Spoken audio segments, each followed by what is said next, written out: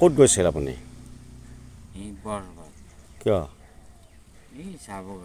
জাৰিবৰ কাৰণে গৈছিল নে মদ খাবৰ কাৰণে গৈছিল দুইটাই হা আপুনি মদ খাই আহিছে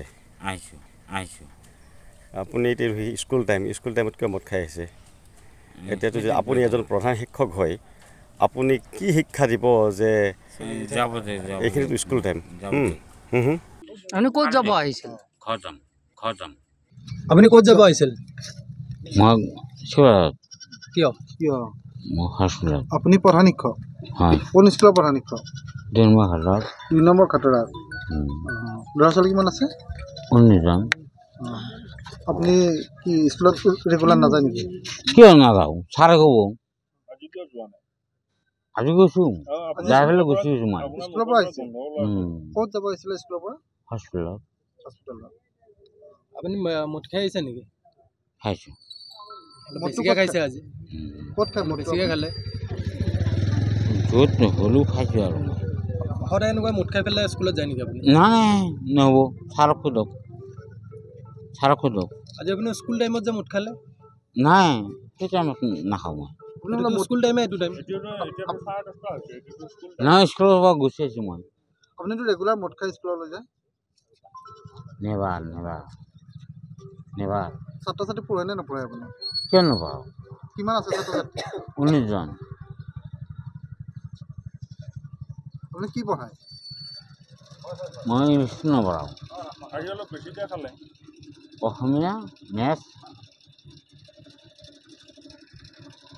EVS এইবিলাক পঢ়াওঁ মই আজি ছাৰে অলপ বেছি খালে নেকি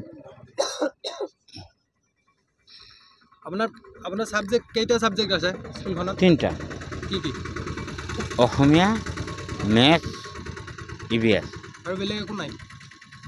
ইংলিছ নপঢ়াওঁ এই তিনিটাৰ পাঠদান হয় নেকি স্কুলখনত আপোনাৰ নহয় ইংলিছটো পঢ়াওঁ আৰু কি ছাবজেক্টৰ পাঠদান হয় স্কুলখনত ইংলিছৰ আৰু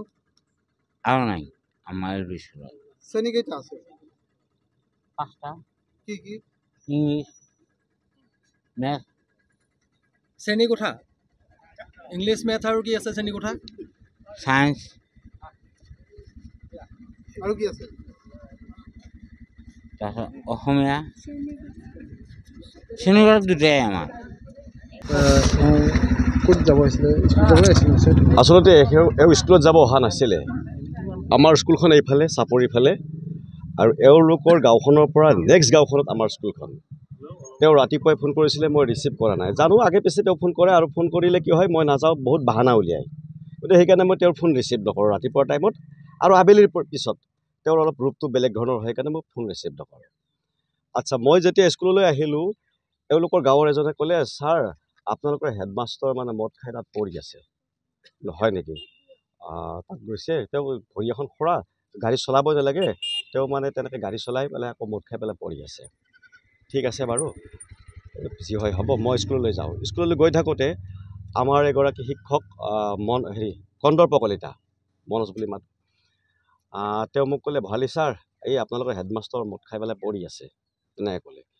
আৰু তেওঁ মই মোবাইলটো লৈ আহিছোঁ কোনোবাই লৈ যাব বুলি মই ক'লোঁ কোনোবাই আনিব গৈছে নেকি এই নাই যোৱা গাঁৱৰ ল'ৰা দুজনমানক কৈছিলোঁ আৰু তেওঁলোক মানে গ'লে কি হয় এই বেয়াকৈ গালি পাৰে আৰু বেয়াকৈ গালি পাৰে কাৰণে গাঁৱৰ ল'ৰাবিলাক আনিব নাযায় তেনেকৈ ক'লে তাৰপিছত মই গ'লোগৈ আমাৰ আৰু এজন এছিষ্টেণ্ট টিচাৰ আছে ধনমণি দাস তেওঁলোকৰ লগত আলোচনা কৰিলোঁ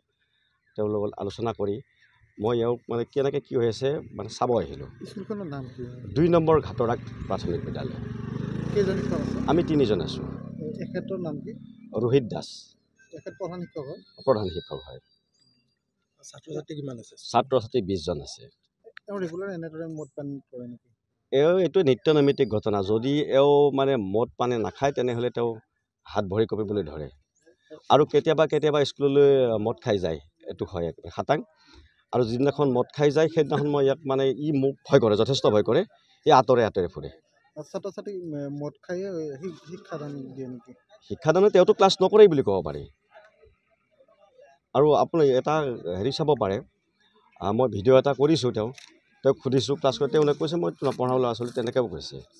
আৰু চাওক আজি এই মাহটোত সেই 2 তাৰিখ 3 তাৰিখ ৰবিবাৰ আছিলে 4 তাৰিখ অহা নাই 6 তাৰিখ স্কুললৈ যোৱা নাই তাৰপিছত এই সপ্তাহটোতো যোৱা নাই নেক্সট সপ্তাহটোতো সি যোৱা নাই একেবাৰে তাৰমানে